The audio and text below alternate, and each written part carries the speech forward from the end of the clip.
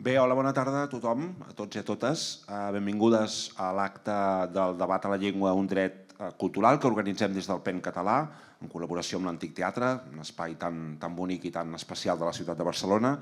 Bé, ens esperen dues taules molt interessants de diàleg sobre drets humans i drets lingüístics i també sobre el paper de les ciutats, reflexionarem sobre el paper de les ciutats en la defensa dels drets culturals. Aquesta és una activitat que està emmarcada a la celebració a Barcelona aquests dies d'una conferència intergovernamental, la Mondiacult 2025, que ha començat avui mateix a Barcelona i que se celebrarà fins dimecres. Aquí al públic, avui ens acompanyen escriptors, juristes, també lingüistes i també activistes de la llengua per reflexionar precisament sobre els drets lingüístics com el que són, com a drets humans. Aquest és un debat que des del PEN volem encetar aquí avui a Barcelona, però que també ens agradaria estendre a altres ciutats com Perpinyà, com València, com Palma i altres poblacions del nostre domini lingüístic compartit. En aquest sentit, deixeu-me dir que el Comitè de Drets Lingüístics del PEN Català està treballant i treballa fort en la presentació d'una iniciativa internacional per al reconeixement justament i la protecció dels drets lingüístics.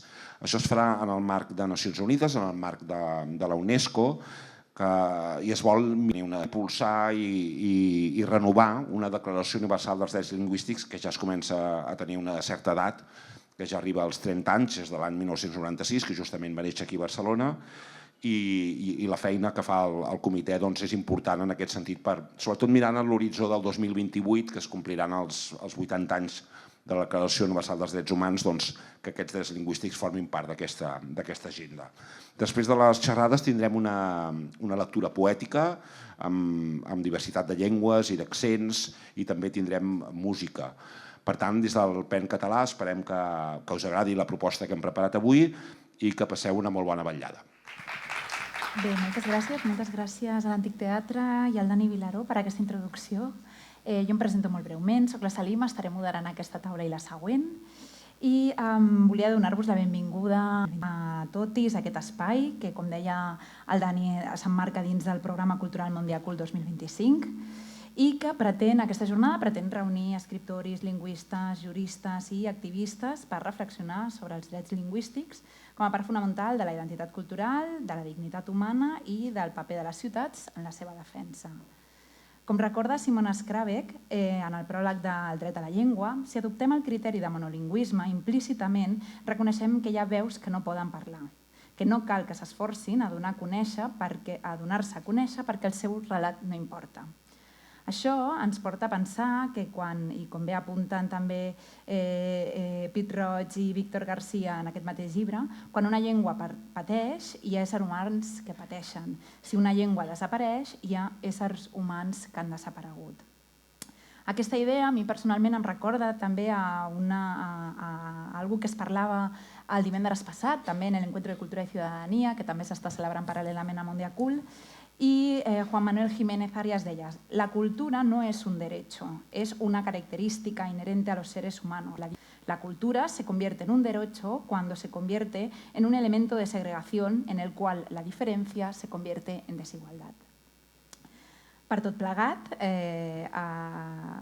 tot això ens recorda que la llengua, com a expressió cultural, esdevé un dret en el moment en què la seva negació es converteix en un mecanisme d'opressió. Per això, i aquesta jornada vol posar al centre una idea clara i compartida, que és que els drets lingüístics són drets humans.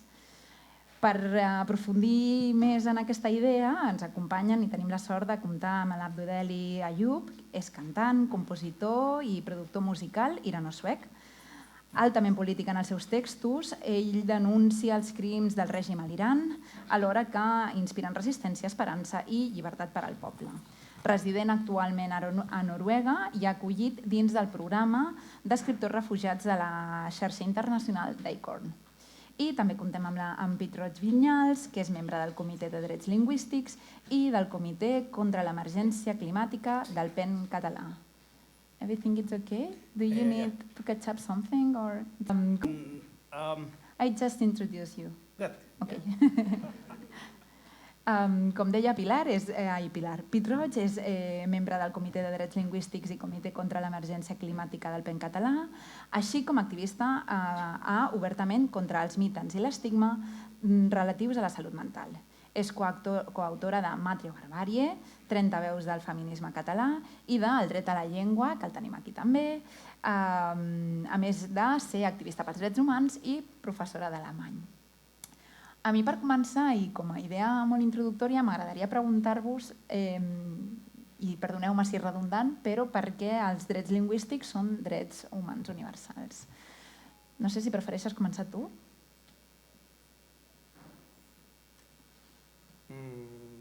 Okay.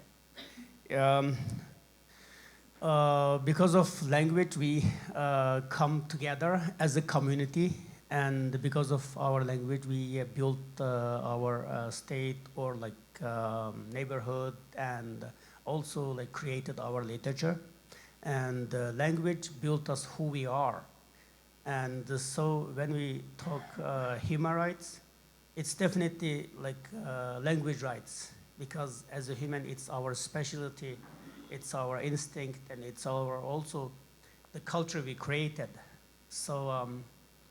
Language is human being, and the human being equal to language. So language rights should be human rights. Yeah, thank you. Sí, exacte. De fet, és fonamental entendre que, especialment en un món on ara estem parlant del canvi climàtic, de l'emergència climàtica, d'una pèrdua abismal de biodiversitat, que els éssers humans som animals i, per tant, tenim instints.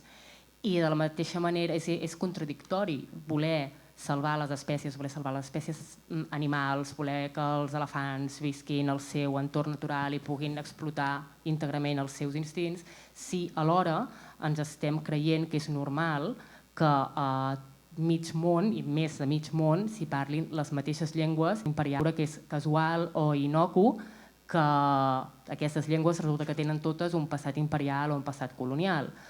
Aleshores, tinguem-ho molt clar, un etnicidi o un genocidi, és a dir, la mort d'un poble i d'un conjunt d'éssers humans que s'identifiquen com a tal de manera natural, no passa només per la massacre física, per les bombes, per les cambres de gas o pels exterminis, sinó que passa senzillament per matar allò que els identifica com a poble. I què identifica els éssers humans com a poble? La llengua.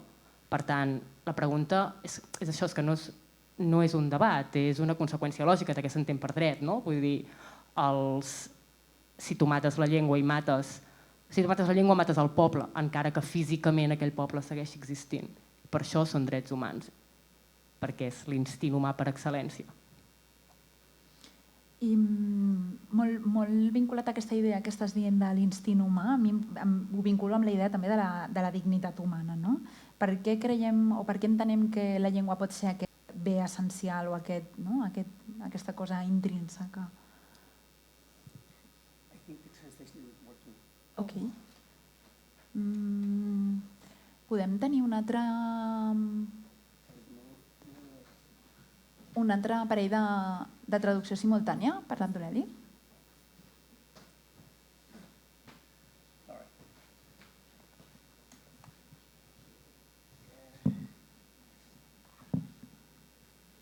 Okay, it's fine. Don't worry. Yeah. Estoy yo.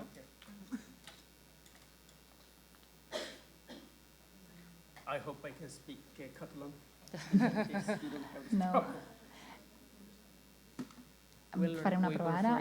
Sí, It's working? Ok. Bé, en un acte en el que estem parlant de la importància d'entendre'ns. Sí, doncs com estava preguntant, realment m'interessava molt la idea que tu estaves comentant de... Ara no em vindrà, perdó. Estava preguntant al voltant de la idea de la dignitat humana, no? I per què entenem que la llengua és essencial, és un element essencial en aquesta aproximació. No sé si vols seguir tu. Sí, perfecte. Doncs és el mateix. I em sap greu que hi hagi aquests problemes, però bé. Aviam, el concepte de dignitat òbviament, és un concepte difós, és un concepte que sempre té escletxes que permeten deixar fora certs conceptes, tornar-ho o introduir-ne d'altres. Però si partim de la idea que els éssers humans entenem el món existeix pels éssers humans en tant que el fem passar pel filtre del llenguatge i que aquest llenguatge pren diverses formes de manera natural, perquè cada comunitat humana té la seva pròpia llengua, que no deixa de ser res més que una materialització d'aquest instinct universal que és el llenguatge, si has de renunciar a aquesta manera, que és l'única condició de possibilitat per tal que el món t'existeixi a tu i per poder-lo fer existir, si has de renunciar a això per poder sobreviure, se t'està vulnerant la dignitat en el lloc més central, perquè se t'està dient tal com ets naturalment no pots ser. La teva existència natural està malament. I si vols sobreviure, en el sentit més estricte corporal del terme, t'has d'adaptar a aquesta altra manera de ser. Això és indigne.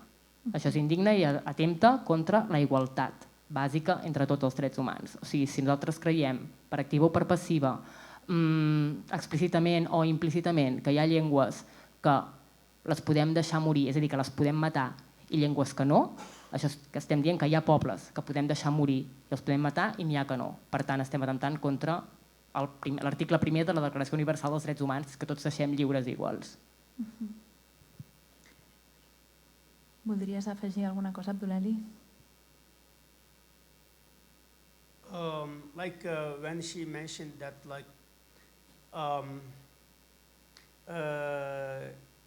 our democracy based on the conversation, if we cannot communicate, we cannot express ourselves, and people will take another option, for example, violent. And this is the one. If you restrict the language and people feel oppressed and they feel resist, and the base of our democracy will collapse at the end. And when we see those countries, totalitarian regimes, for example, China, and for example, Turkey also, they are suppressing languages. Like in China, they're suppressing other ethnic languages. In Turkey also, they're suppressing other Kurdish or other language. Also, Bashar Assad in Syria, they suppress Kurdish and other languages. A mi em recorda la idea de quan aquí a l'estat espanyol, en el que era de l'estat, es va prohibir la llengua romanesa, no? A mi m'agradaria afegir un petit... Sí. Perquè la trampa que ens fem constantment és que esperem que el dolor, l'opressió, la repressió siguin paroxístiques, que cridin tant l'atenció i siguin tan bàrbares que aleshores s'hi ha de reaccionar directament, no? Clar, què és el que passa? Que això dona la fórmula perfecta per poder seguir imposant l'homogeneïtzació lingüística, que no és res més que l'homogeneïtzació cultural, sense que es noti. És com un molt bé, doncs farem servir mètodes més dolços, menys directament repressius, o ho farem en secret, com és el vostre cas, el cas dels uigurs, perquè no salti a la llum. Què passa? Per exemple, el cas del català, no?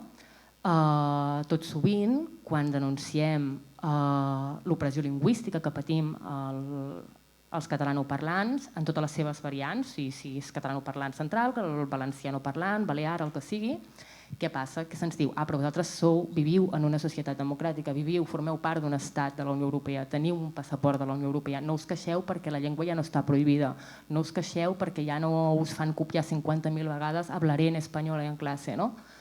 Que s'està dir que no estiguem oprimits, això vol dir que no s'estigui cometent un genocidi cultural? No. El que passa és que s'està cometent d'una manera més suau, no? I aquest és el tema. Vull dir, ho estem veient ara, no té res a veure amb el llenguatge, no? Però ho estem veient ara a Gaza. La gent ha sortit i ha reconegut el dret a l'autodeterminació del poble palestí a nivell estatal perquè l'estan massacrant. A Ucraïna la gent va començar a dir Kiev i va deixar de dir Kiev i a fer servir els topònims russos perquè es va iniciar una invasió a gran escala, es va destruir Mariúpol.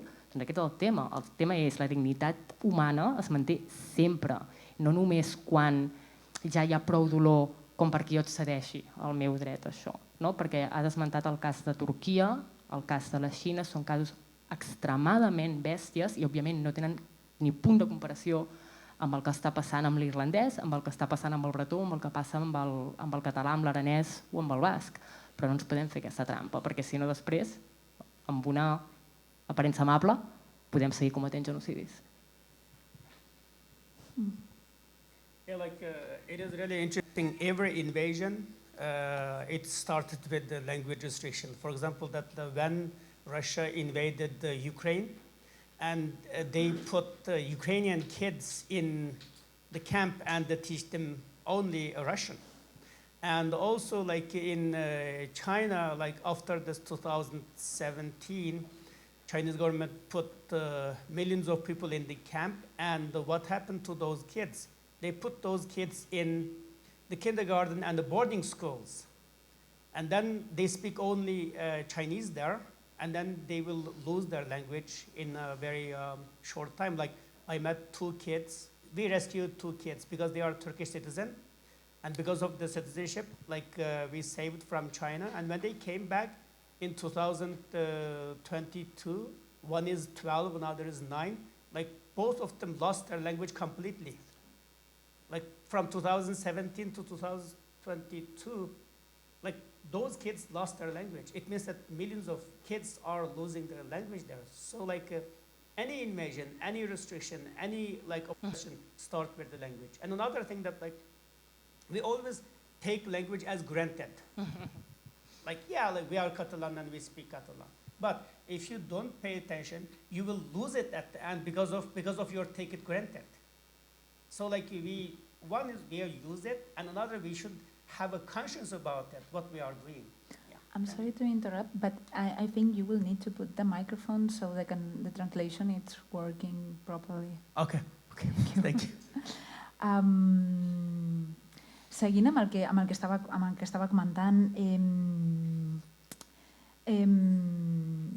jo em pregunto com podríeu identificar quan és un cas de violència lingüística? Heu parlat de diferents exemples i de diferents situacions. Hi ha algun denominador comú? Hi ha alguna qüestió que detecteu com a indicador? Language violence, right? Yes, there are several indicators. For example, that always place names will change. People, for example, in Iran also, there are Turkic people, Azerbaijan, and their place name changed. And they're also in Turkey. Turkey, they changed Turkish names. No, the Kurdish names in Kurdish region. And it happened also to Uyghurs. They change Uyghur names to Chinese name.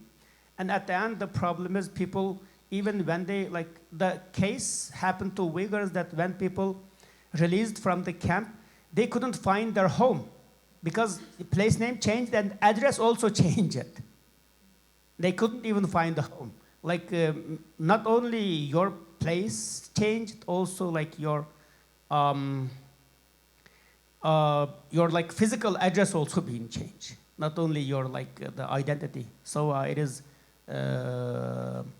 always something like this. And it, of course, it will lead somehow violence. People feel angry and then they will take some different measures. Yeah. Jo diria que el denominador comú sempre és aquest, no? Que jo crec que es presenta com una mena de forma de xantatge. Aleshores, el grau d'aquest xantatge pot variar, però la naturalesa és sempre xantatgista.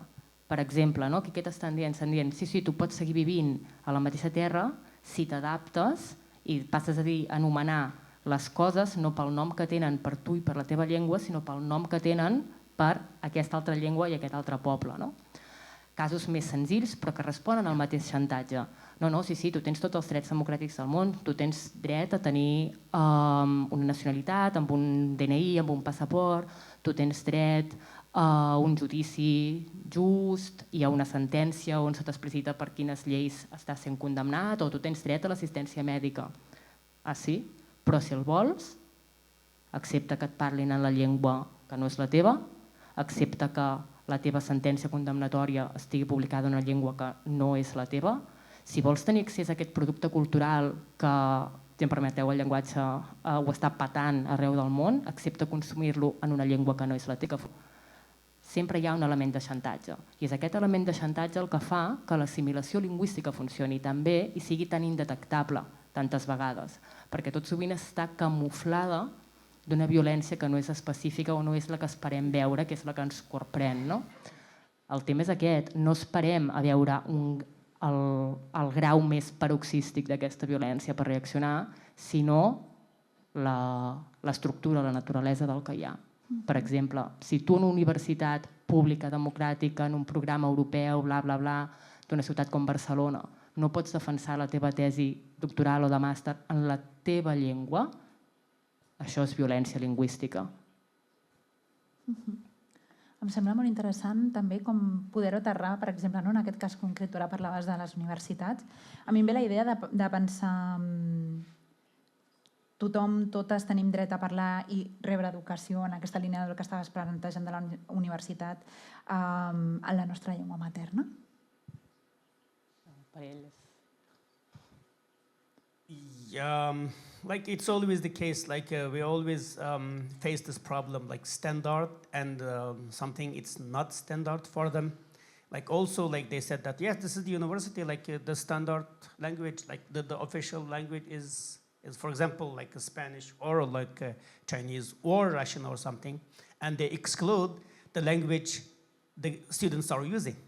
And also they exclude the language the student got their education. For example, they got their education for 10 years in Ukrainian, and then when they start their education at the university, you have to speak Russian. And then it's unfair for them. And first of all, they don't feel comfortable about it. And second, they can't use that language that well. And then it will like influence their education in the future. So like it is also the case. And not like also like the academic journal also something like that. And just because of language, like you cannot publish some of maybe very good article and then some like the journals. So it's also the case, yeah. Jo diria que sí, efectivament, tothom té dret a rebre educació en la seva llengua materna. Ara bé, aquí jo crec que és importantíssim tenir clar el concepte de justícia distributiva, reparativa i compensatòria. Per què? Perquè en territoris on dues llengües coexisteixen, no sempre pacíficament, molt rarament hi ha una igualtat real entre una i l'altra, perquè els pobles naturals no són bilingües. Si es pot ser políglot i si un poble esdevé bilingüe és per una història política, d'opressions, etc. Per tant, si en un cas de desigualtat lingüística com aquests crea sistemes on qui parla la llengua dominant pot ser educat només en la llengua dominant i qui parla la llengua minoritzada pot ser educat només en la llengua minoritzada, què acabaràs tenint? Que com que la llengua dominant efectivament segueix sent dominant, els parlants de llengua minoritzada acabaran dominant les dues, s'hauran educat en la seva, d'acord, i això és un dret que tenen absolutament, i hauran acabat aprenent també la dominant per imposició ambiental, per dir-ho així, i al revés, que tindràs, no s'assolirà les persones que hagin estat educades en la seva llengua materna que coincideix amb la dominant, no prendran la minoritzada perquè no hi ha aquesta qüestió ambiental. Per tant, tothom té dret a ser educat en la seva llengua materna, sí, però els programes s'han de fer de manera que, si es vol aconseguir una societat bilingüe, siguin justos per tothom i garanteixin el bilingüisme real. És a dir, que tothom domini les dues llengües per igual i no tinguis això, casos que hi hagi gent que hagi de ser monolingüe perquè les persones... Perdoneu, que hi hagi gent que s'hagi forçat a ser bilingüe perquè les persones monolingües de la llengua dominant no puguin seguir sent. És un tema complicat. I com es podria garantir? Com es podria garantir? Doncs jo sempre penso en les polítiques de una mica el mateix que s'ha fet amb el gènere o amb la lluita LGTBI, no? Vull dir, quan veiem que en certs sectors de la societat hi ha una desigualtat de representació tan gran perquè un 90% de places les ocupen dones i només un 10% homes, com és el cas d'educació infantil, per exemple, o tasques de cura com infermeria o cura de gent gran, i en canvi en d'altres es dona al contrari, doncs què es fa? S'imposen unes certes mesures per garantir o conduir l'actitud cap a la igualtat. Doncs en el cas de la llengua el mateix. En el cas de la llengua és el mateix. Què veiem? Veiem a totes les comunitats un declivi brutal de les llengües minoritzades. Aleshores, volem revertir això? Doncs s'ha de fer per política, i polítiques que sí, es veuran com a impositives, però és que imposar una cosa no té per què ser negativa. Quan tu sumes 2 i 2 són 4, 2 i 2, el 4 se t'imposa. Amb quina força? Amb la força de la raó, ja està. Doncs en aquest cas s'imposaria una raó de justícia. Les llengües dominants no desapareixeran perquè les dominades vulguin tenir la seva igualtat. Projectes, doncs, garantir la obligatorietat de certes assignatures o certs doblatges o certes traduccions de productes culturals en la llengua dominada, perquè si no ho revertiràs. La tendència natural és que la gent adopti la llengua dominant perquè t'estalvies problemes. I és així, política impositiva. Impositiva des de l'amabilitat, però impositiva. Perquè si no, per si ens imposa. Actually, it's doable. Like we can do both. Like we can respect the people's rights of speak that language. Also, like people share the same language. For example, that I visited Australia, and we have 2 Uyghur schools in Australia, more than 20 years of history, and they are doing good. And like the schools supported by Australian government and the state support the languages, and people feel Australia as home, and also keep the language alive, and also they don't reject the Australian, the English. So like for me, Australia is a good example, and people feel home in Australia, also keep the language alive, also like doing a good job about preserving also the culture, because of language exists, should culture also come together. So like it's not doable, it's doable, but like we should have a good start. Without starting, if we like discuss a lot, we will always pro and the con. But if we have an example, and people will understand it, and people will follow it easily for me. Yes, but so this is a very good, I mean, this gives me hope, because kind of Australia is playing kind of the hosting that you Uyghurs need, because you cannot do this in your own land. But the point is that it is also keeping the wound alive, because you should be able to do this in your land.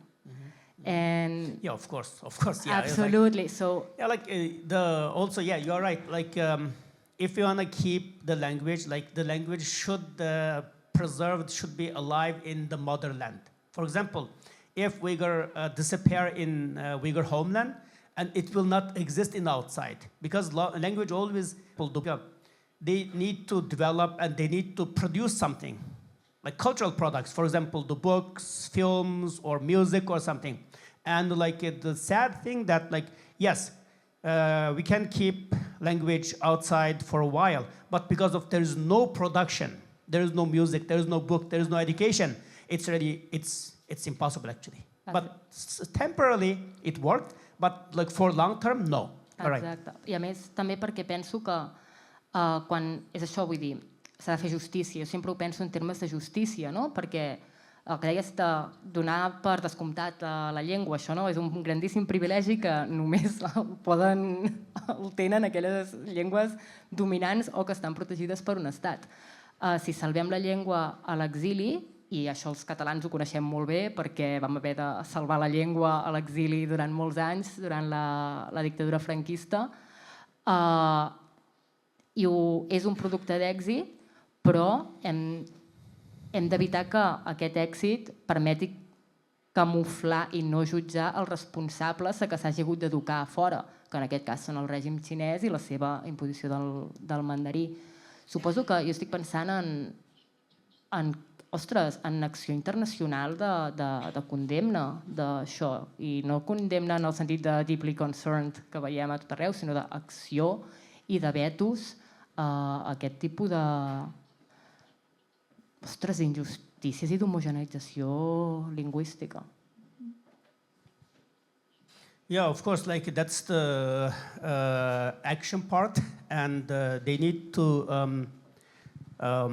take accountability, like the crime against humanity and the genocide shouldn't be always narrative, always discourse, and someone should pay that price because it is crime, and like kill a language, like kill human dignity and human culture. It is crime.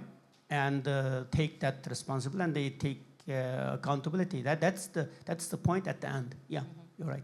I a més, i és l'últim, ja et No, deixo, endavant, és és que interessant. el concepte de genocidi, precisament, que jo crec que és una de les grans coses que hem aconseguit com a humanitat, ha estat mutilat precisament per raons d'imperialisme lingüístic.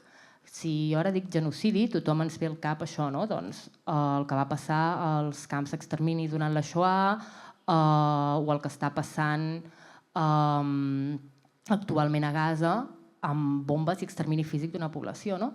Però la idea principal que va tenir Lemkin, i de fet l'Institut Lemkin, que és l'Institut Internacional de Prevenció del Genocidi que tenen, és no, aviam, els genocidis no comencen amb bombardejos i els genocidis no comencen amb camps d'exterminis, els genocidis comencen amb matar aquestes unions culturals. Per tant, jo crec que realment no es pot solucionar problemes com el de l'uigur o com el dels tàtars a Crimea, per exemple, si no renovem i fem jurídicament vinculant a nivell internacional el concepte de genocidi amb tot el que implica, i és la idea que originàriament tenia Lemkin, perquè això, per exemple, permetria portar al Tribunal de la Haia el règim xinès per genocidi, que òbviament per genocidi contra el poble uigur i altres pobles, no només pels camps de concentració on us tanquen, sinó per haver matat la llengua.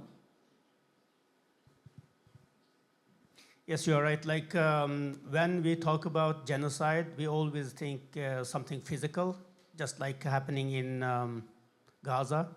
But like in the history, it happened. For example, Russian did it in Crimea, like Stalin and other regimes also. Like it happened to Tatars in Crimea, and then like now, very few people, like not more than 10% of the Tatar can speak their own language in their own land. And also, like it's happening Uyghur right now that, like as I told you, like since 2017, like parents in the camp and the kids are in boarding school. The boarding school system killing the language because you stay there 24 hours and 260 days without your culture, without your parents, and without your root, and even like some. Like there are 3 different boarding school systems. One is like boarding school in your own land, and another is boarding school in like Chinese provinces, and the third one in your own land but Chinese dominant region. So like not only separated from your family or from your culture, also like physically separated from your own, like the land, like the smell, the weather also. So like this should be accepted, but it's really hard to like convince the people because like even the Uyghur genocide hasn't been mentioned in the United Nations, even. So like we are thinking about like sometimes I'm thinking that should we wait till the people, all of them, lost their language, or what can we do? What we are doing? So like it is a really important topic when you mentioned that like linguicide is a genocide. That's the right. Thank you. Ha sigut molt intens. Jo potser ara us passaríem a un altre següent bloc perquè m'interessa també com que puguem parlar de política i legislació, no? I de com els estats haurien d'enfrontar això. I m'agradaria com pensar o preguntar-vos quina seria la responsabilitat dels estats garantint aquests drets lingüístics Sé que és una pregunta complexa i densa, però quines directrius? Aviam, jo, tal com jo ho veig, sempre hi ha d'haver una part proactiva, és a dir, de creació de projectes, com per exemple podria ser que el propi estat espanyol ara mateix digués l'adequació de totes les comunitats que tenen una llengua no castellana s'ha de fer íntegrament en la llengua d'aquell país, exceptuant, òbviament, les llengües estrangeres, etc., inclòs el castellà, cap problema. Però a part, sobretot, hi ha d'haver un tema de fiscalització que això s'estigui duent i que quan no passa i se'n detecten casos, l'Estat actuï, no perdoni. I això crec que han d'haver-hi les dues parts, la part de sanció i la part proactiva, perquè si no què tenim, que és el que veiem aquí constantment, no? La cosa aquesta de la part simpàtica, la part de no sancionar, la part de no s'ha explicat prou. L'altre dia sentia el conseller de Política Lingüística de la Generalitat de Catalunya dient que si els comerços no respecten la llei lingüística, que la tenim aprovada i els nostres anys i els nostres morts que ens va costar poder-la aprovar, és perquè no l'hem explicat prou bé i s'ha de fer molta pedagogia. No, aviam, un moment. Saben perfectament què estan fent i saben perfectament què estan fent perquè ho poden fer. I el cas del comerç és potser el més lleu, però és que estan passant coses molt bèsties, com per exemple que s'estan negant tractament mèdic a la gent tret que accepti rebre'l en castellà o parlar en castellà. I no s'està sancionant. Fins que és el tema de sempre, la por de canviar de bàndol. I això no vol dir saltar-se els drets de ningú. Això vol dir que que l'Estat, per ser creïble, ha d'actuar. I a vegades actuar implica sancionar. A vegades actuar implica acomiadar algú de la seva feina perquè ha estat discriminant. S'han de crear tots els recursos que tu vulguis perquè els metges, tothom, el conjunt de metges, metgesses, infermers, infermeres, professorat, tothom, parli efectivament la llengua i destinar tants diners públics com sigui possible. Però t'has de ser creïble i t'has de fer creïble sancionant.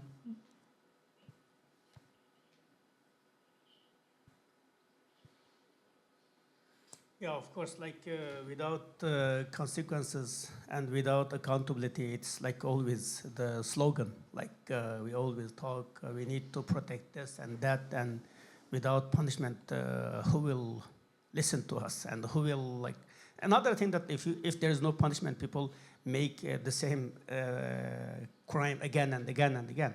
So that's why we have law. That's why we have court. So we should have legal process about it, and also the awareness also important.